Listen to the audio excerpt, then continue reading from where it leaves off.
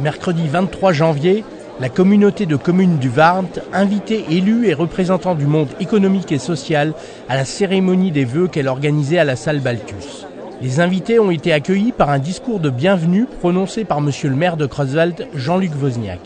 Comme chaque année, la commune de Creuswald, monsieur le président, est heureuse de vous mettre cet équipement à disposition gracieusement pour votre traditionnelle cérémonie des vœux. Je le dis chaque année, la bizarrerie de notre fonctionnement, n'est-ce pas, monsieur Larcher, fait que, avec les vœux du personnel au maire, je n'ai pas l'occasion de présenter mes vœux au monde économique et à la population, alors que Creuswald représente 80% de la communauté de communes, et en termes de population, et 90% au moins en termes d'entreprise. Alors, sans trop déborder sur ma plage qui m'est impartie, 2 ou 3 mots quand même. L'élection présidentielle, dans ses prolongements, a réactivé le débat de moins d'État, plus d'État. Et il s'exprime surtout au niveau parlementaire. Ces prolongements ont brouillé la lisibilité d'une politique économique par des allers-retours qui déconcertent autant les citoyens que les entrepreneurs. La bonne nouvelle du jour, c'est que les éthylotests sont écartés. Donc, lorsque le bar est ouvert, vous pouvez y aller tranquille. Certains rêvaient d'un passé faisant table rase. Mais l'économique impose des contraintes à l'idéologique qui ne peut représenter une politique. Dans le Kriegspiel économique, la réelle politique impose ses règles et malheureusement bien souvent ses fourches codines. Alors, quid des collectivités? Tout est possible, à condition d'intégrer et la durée et les moyens. Hier, on a procédé à la pose de la première pierre du futur pôle emploi à Creuswald. Elle traduit le souci de la collectivité de rapprocher les administrations des citoyens. Et je voudrais une nouvelle fois souligner le travail remarquable des fonctionnaires.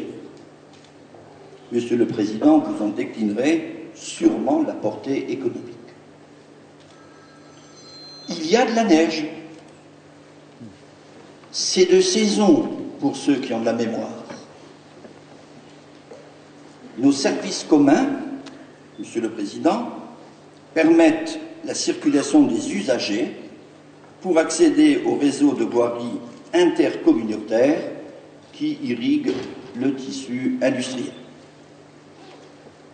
Les perspectives de croissance seront encore revues davantage à la baisse et la création d'emplois qu'on annonce à partir de 1% minimum fera que la précarité durablement installée risque de s'accentuer.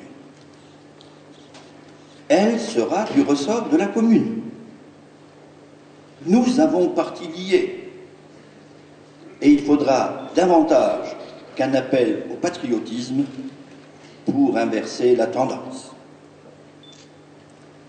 Des exemples pour montrer tout l'intérêt que le monde économique et au-delà le monde associatif représente pour la collectivité. Alors, ce début d'année, je voudrais présenter mes vœux à chacun d'entre vous.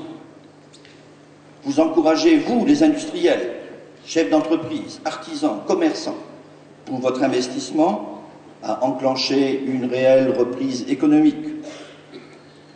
Vous remerciez, vous, les enseignants, les chefs d'établissement, pour la qualité du travail entrepris. Vous félicitez, vous, les présidents des associations sportives, culturelles et caritatives, pour l'image positive et dynamique que vous renvoyez de Creusot. Alors à tous, une bonne année et surtout une bonne santé, celle qui nous permet d'entreprendre et de réaliser nos rêves, nos ambitions, dans l'intérêt de nos concitoyens. Merci. C'était ensuite au tour du président de la CCW, M. Jean-Paul Dastilung, de prendre le micro. Permettez-moi, au préalable, de m'attarder sur quelques réflexions, quelques considérations d'ordre général et politique. Une considération d'ordre international, tout d'abord une pensée pour nos soldats engagés dans le conflit du Mali, pour éviter qu'un État ne sombre aux mains de fanatiques méprisant ouvertement les droits de l'homme et de la femme. Une considération économique sur la crise, bien sûr. Laissez-moi vous dire quelques mots après les propos de Jean-Luc Wozniak. Cela fait maintenant 4 ans qu'elle nous est venue des États-Unis et qu'elle ravage l'Europe. Notre collectivité, comme le reste de la France, l'a subie. Il ne s'agit pas d'une secousse passagère, d'un trou d'air que l'on oublie aussitôt qu'il est passé. Cette crise est sévère et ses effets se font sentir sur notre économie, sur l'emploi, sur notre tissu social. Cette crise, nous devons l'affronter, nous devons y faire face. Si nous avons réussi à éviter la crise systémique en apportant à la Grèce et aux pays du Sud des soutiens indispensables à leur maintien dans l'euro, la guérison n'est pas définitive. François Hollande, adepte de la théorie des cycles économiques, a dit « la crise de l'euro est derrière nous ». Oui, mais qu'en est-il du problème économique et de l'emploi? Pour le monde, l'Europe, la France, 2013 sera une année de croissance faible, voire nulle. On nous annonce donc une année très difficile. Alors, inverser la courbe du chômage ne se fera pas tout seul. Il n'y aura pas d'effet de cycle, car la crise est bien plus profonde que cela. Les modèles keynésiens et cycliques sont dépassés. La baguette magique ne suffit plus. En revanche, la mobilisation générale devrait porter sur la reconquête de notre industrie, de notre production. Il faut privilégier l'innovation, privilégier la compétitivité. Et n'ayons pas peur des mots, de la flexi-sécurité, un mot qu'on n'ose pas prononcer en France, alors qu'on l'a prononcé en Allemagne, aux Pays-Bas, en Autriche, où on a des taux de chômage relativement bas. Il faut réformer le Code du travail. Il y a plus de 10 000 articles pour libérer les initiatives et repenser le lien entre les salariés et les entreprises. C'est d'ailleurs le sens de l'accord de ces derniers jours entre des syndicats progressistes, à mon sens, et représentants des entreprises. Il faut donner de la souplesse aux entreprises, en sachant que c'est bien sûr dans les PME, PMI et les TPE que l'on trouve le plus fort potentiel d'emploi. Nous devons aussi pouvoir mieux adapter la formation qualifiante à la réalité du marché du travail. Ce volet formation ne figure pas dans les accords entre les syndicats et les entrepreneurs. C'est dommage. Une considération politique, si vous me permettez maintenant. L'élection présidentielle de 2012 et les élections législatives qui ont suivi ont donné la majorité à la gauche. La 7e circonscription de Saint-Avold, à laquelle Creusot et puis le canton de Bouzonville a été rattaché, a vu donc l'élection de Paola Zanetti, la candidate PS, et nous lui adressons nos plus vives félicitations et merci d'être là ce soir.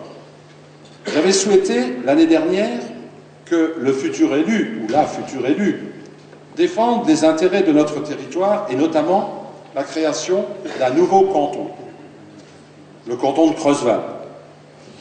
Dans la mesure où 2 cantons supplémentaires avaient été attribués à la Moselle dans le cadre de la réforme des collectivités.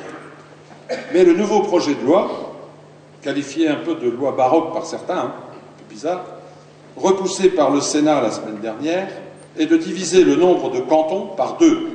en instituant un scrutin binominal majoritaire mixte à 2 tours. On reviendra en deuxième semaine pour les explications. Cependant, la création du canton de Creuswald, avec Creuswald comme ville-centre, est toujours, à mon avis, possible. Et je souhaite que notre député puisse intervenir dans ce sens. Les cantons n'ont pas connu de modification de leurs limites géographiques depuis 1801 et n'ont donc pas pris en compte la croissance démographique de notre secteur. L'année prochaine devrait avoir lieu l'élection directe des élus intercommunaux, c'est-à-dire de la communauté de communes. On se dirige vers un scrutin fléché des conseillers communautaires. On indiquerait sur la liste des candidats au conseil municipal ceux susceptibles de siéger au conseil communautaire. Sauf dans les villages de moins de 1000 habitants, parce que c'est maintenant acté, de 1000 habitants, le scrutin dit au panachage reste encore de mise. C'est quand même un système électoral un peu désuet.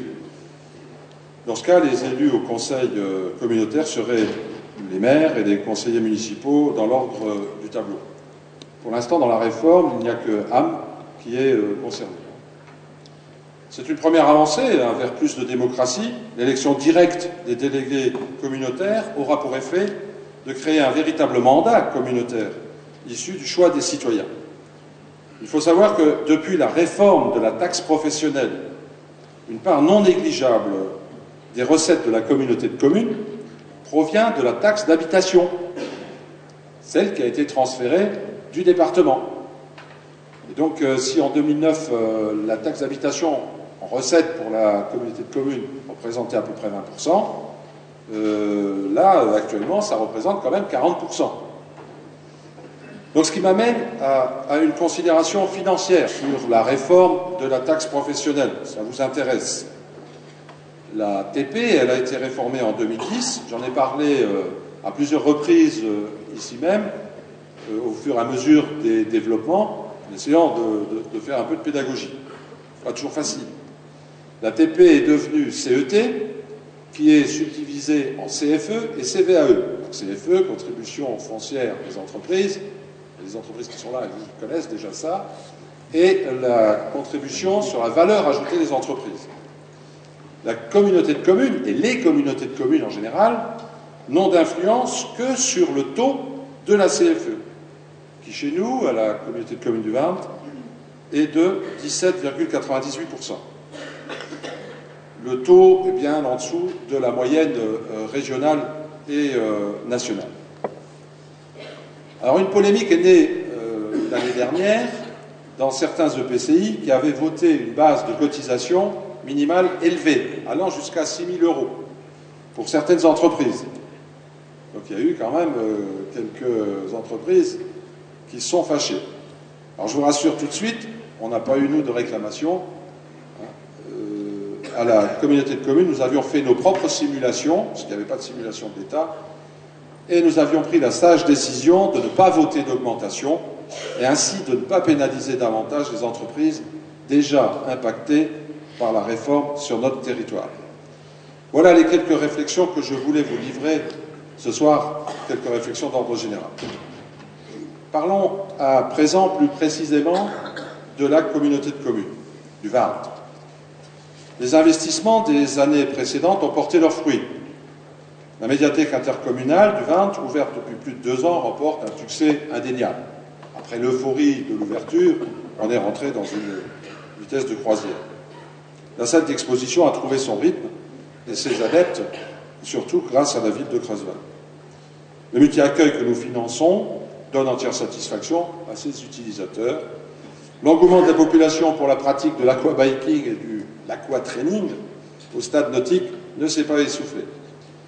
La collecte du tri multiflux est maintenant une réalité chez nous et fait partie de nos habitudes quotidiennes, même s'il reste encore quelques efforts à faire. Nous avons aussi renouvelé notre parc de bennes à ordures ménagères.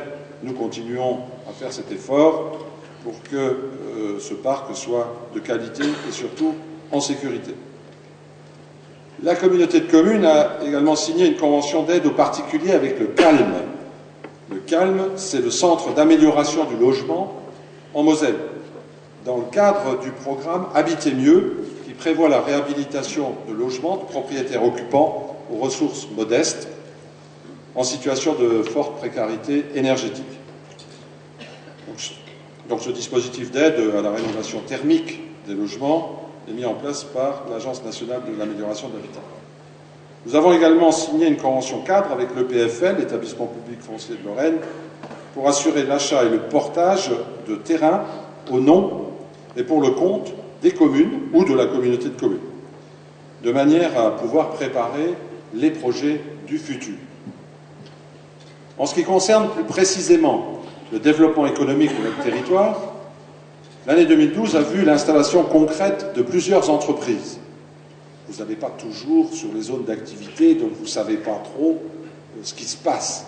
Alors je vous le dis, bon, je ne vais pas être exhaustif quand même. Au siège 2 de la Houve, nous avons installé une nouvelle société qui s'appelle la société Sabella. C'est une société de transformation du bois en plaquettes pour surtout alimenter les chaufferies de réseaux de chaleur. Le principal client étant l'UM, l'unité d'électricité de Metz.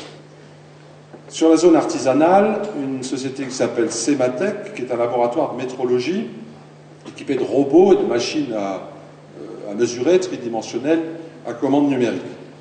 Sur le parc d'activité sud, les chanvriers de l'Est, qui sont dans la salle, sont en plein boom. C'est donc l'usine de défibrage de chanvre, qui a d'ailleurs reçu récemment un trophée de la GEM. Et puis Brico Leclerc, qui fait partie maintenant du paysage avec ses 4 cellules commerciales. La société de nettoyage Cannes, qui a démarré la construction du bâtiment et qui a déjà son toit dessus, ce qu'il vient de me le dire,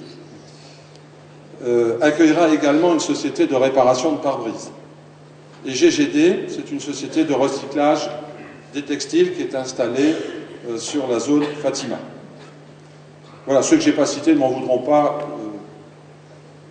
on se rattrapera une autre fois. Mais le grand chantier sur lequel nous sommes tous mobilisés, c'est bien sûr la zone transfrontalière du Warnpark. Les études sont longues, puisqu'on en parle depuis un certain temps. Mais nous arrivons bientôt à la fin. Le dossier de création de la ZAC, la zone d'aménagement concerté, est acté par le préfet de la région Lorraine. Nous avons désigné le concessionnaire pour cette future zone. Il s'agit de la société Sodeval. Ce concessionnaire aura la lourde tâche de conduire les études de réalisation finale, de mettre en place les infrastructures nécessaires à l'accueil des entreprises et des différents programmes envisagés, de gérer ce nouveau parc d'activités, mais bien sûr en accord et sous l'autorité de la communauté de communes.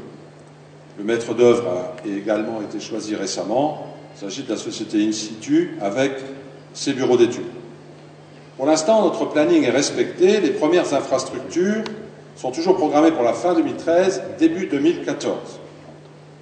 Ce Warnpark, nous l'avons pensé et programmé dans un cadre transfrontalier. C'est d'ailleurs tout le sens de notre adhésion et de notre travail au sein de l'Eurodistrict Sarre-Moselle. La spécificité et la force de cette structure est d'abolir les frontières. Une implantation sur ce territoire permet une ouverture à la fois sur la France, mais également sur l'Allemagne et le Luxembourg. C'est dans ce sens que nous conduisons notre démarche marketing. Je salue d'ailleurs la présence du service économique du Land de Sarre, que j'ai vu tout à l'heure, ainsi que tous les représentants des services de développement économique de la région, du département, mais également de toutes les communautés de communes voisines avec lesquelles nous avons pris l'habitude de travailler régulièrement. Nous travaillons sur un bassin de vie. Nous ne pouvons pas travailler tout seul. Nous travaillons sur un bassin de vie et donc pour ça, il nous faut retrouver les ressources nécessaires et pour maintenir l'emploi dans notre région. Nous n'avons pas eu de grosses défaillances d'entreprises à la communauté de communes. Et c'est heureux. Avec près de 6 000 emplois occupés en 2012, le territoire continue ses efforts pour accueillir de nouvelles entreprises et ainsi endiguer la hausse du chômage.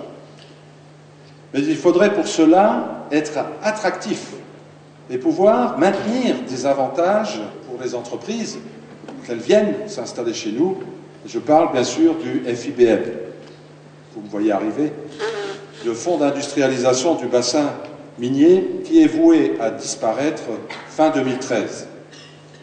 Alors, quel beau challenge pour nos 2 nouveaux députés de Moselle-Est. Je suis sûr que vous aurez à cœur d'y travailler. Quels sont maintenant nos projets pour 2013 ? Je pense que ça vous intéresse également.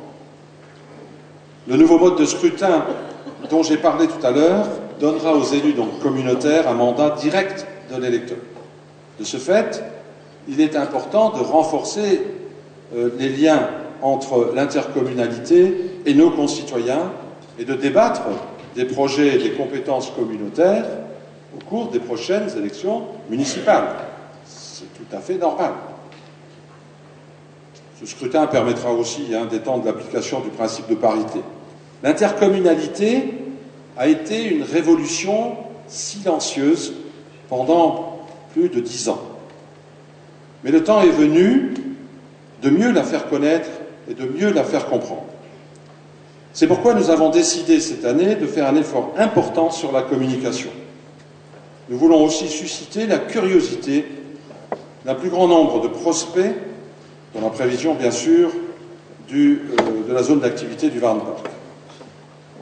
Valentin Beck, que j'ai présenté tout à l'heure, un des vice-présidents en charge de la communication, va nous présenter dans un petit reportage le travail engagé, dans un petit reportage de CVS.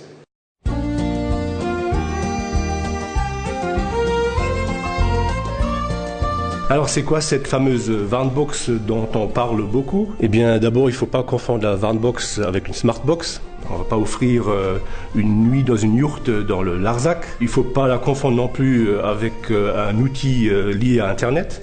La Warnbox, en fait, c'est un outil de communication à destination des investisseurs, des créateurs d'emplois potentiels sur le territoire de la CCW. On aurait pu faire une simple plaquette, 4 pages, papier glacé, belles photos, c'est ce qui se fait habituellement. Nous avons voulu être un peu plus originaux en proposant un produit qu'on ne voit pas souvent.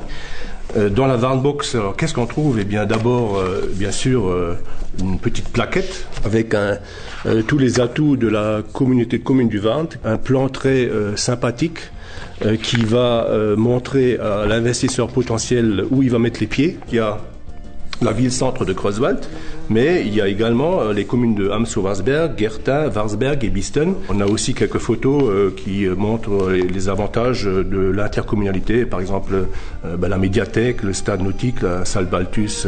Vous allez également trouver des explications très concrètes sur le Warnpark, qui est une zone transfrontalière.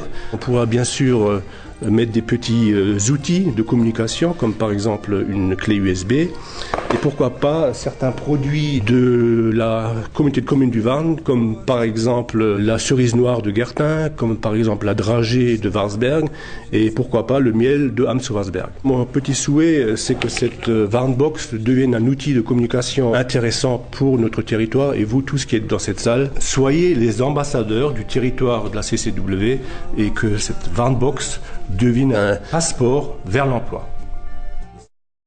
Permettez-moi de continuer avec quelques autres projets. Le bâtiment relais que nous avons construit sur la zone d'activité sud a trouvé preneur en ce début d'année 2013 en la personne de Jean-Michel Fritsch, responsable de la société Hygiène Contrôle Technique. La société assure la vente, l'importation et la location de matériel médical en établissement ou à domicile. La construction d'une nouvelle déchetterie devenue indispensable avec le multiflux est actuellement à l'étude. Elle devrait voir le jour sur le parc d'activité sud, pas très loin de l'actuel. Les travaux devraient commencer en fin d'année. Sera lancée une étude de diagnostic et de faisabilité sur la mise en place d'un réseau de fibre optique couvrant tout le territoire de la CCW. Avec l'aide de la Régie d'électricité de Creuswald, nous avons la volonté d'apporter à l'avenir aux entreprises comme aux particuliers le très haut débit.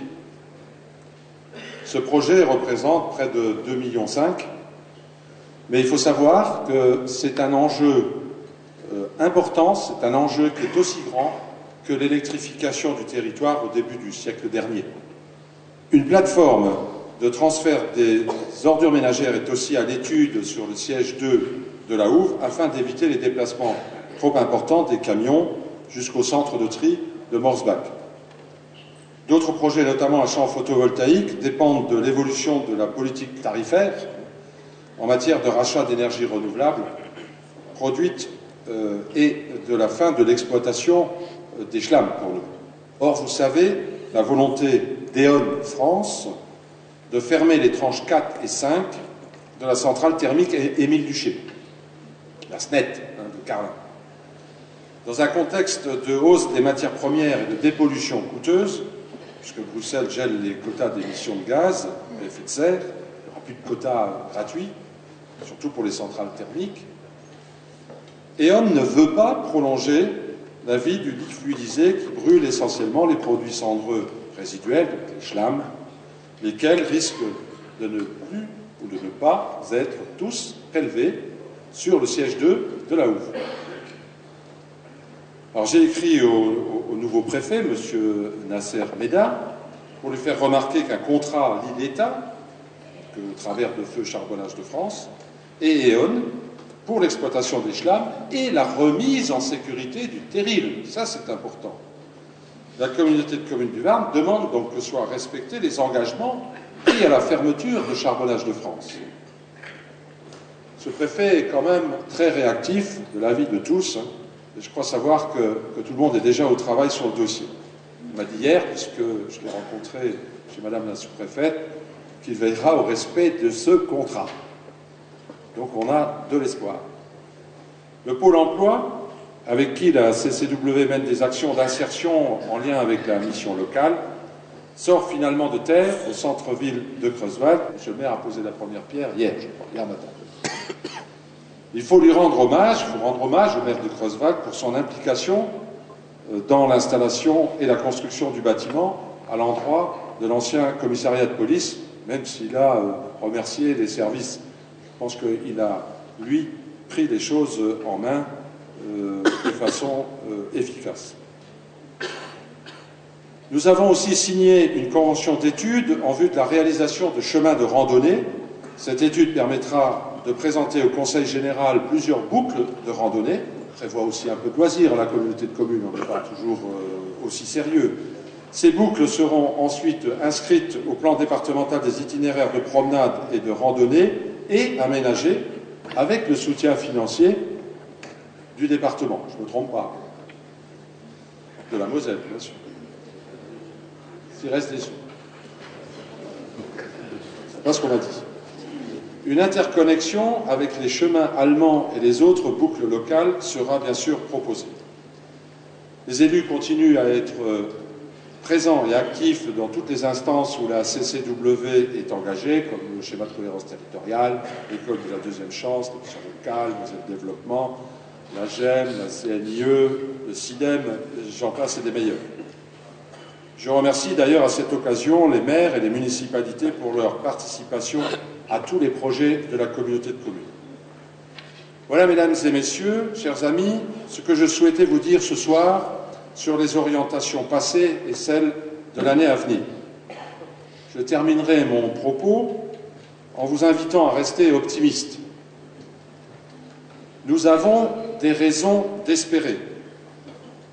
Quelques exemples. Le projet ITEC Terra-Lorraine à Illange devient vraiment une réalité. L'extension de la ZF, pour ceux qui vont souvent en Allemagne ou à Saarbrück, qui ont vu cette extension, la ZF, la Zahnradfabrik, promet 1000 emplois supplémentaires. C'est pas rien.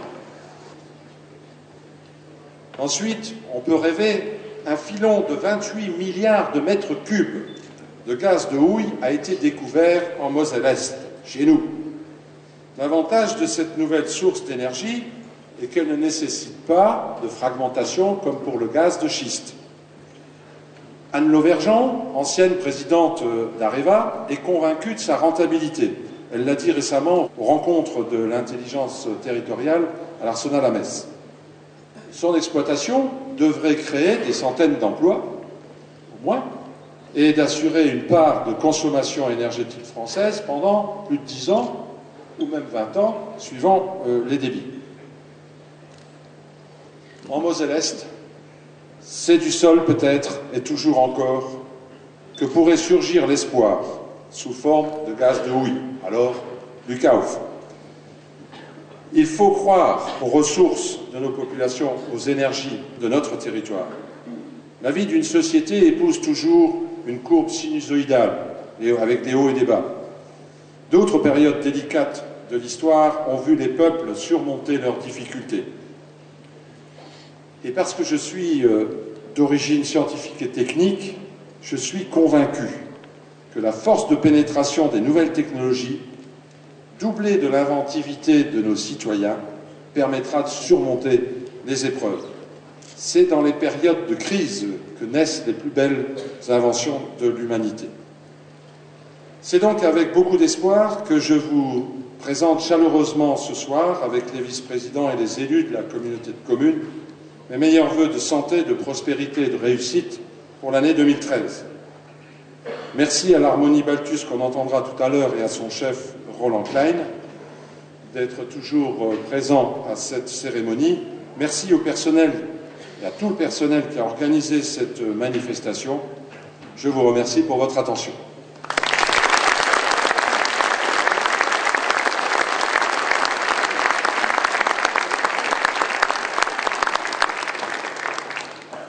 Avant de donner la parole à Madame la sous-préfète, je voudrais que notre député puisse nous dire quelques mots. Je voudrais d'abord commencer en disant que je cloue ici ce soir à Creuswald cette longue série de cérémonies de vœux.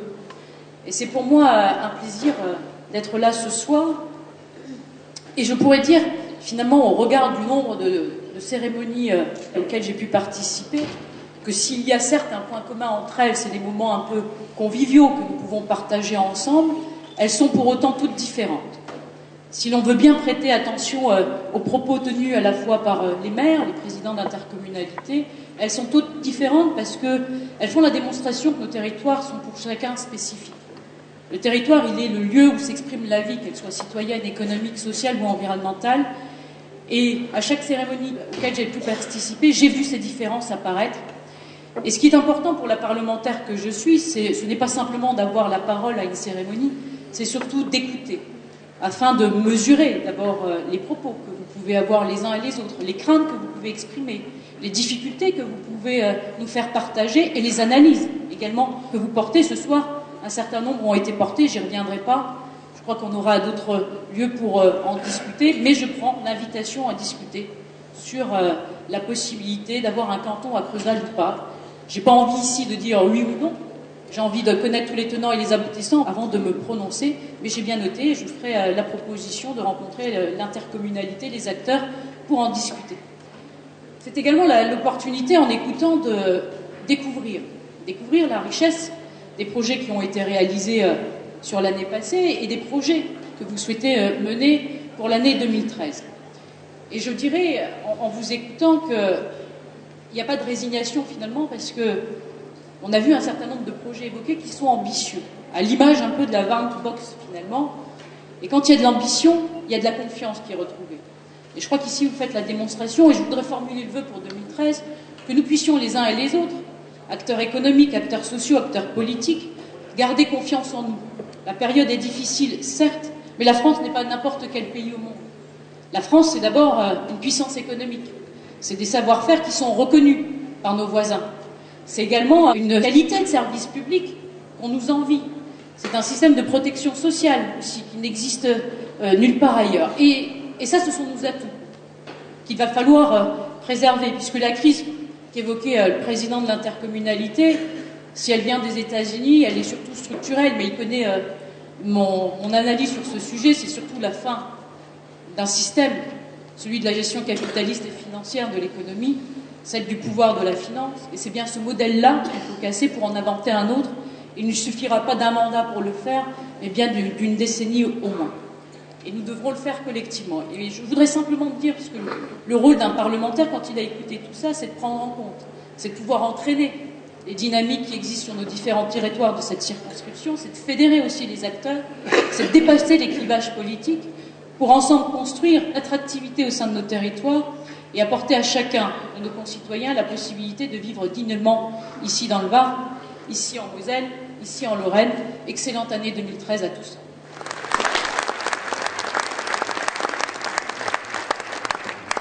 Permettez-moi à mon tour de vous adresser à toutes et à tous en ce début d'année, ainsi qu'à vos proches et à ceux que vous représentez, mes souhaits les plus chaleureux de santé, de joie et de réussite.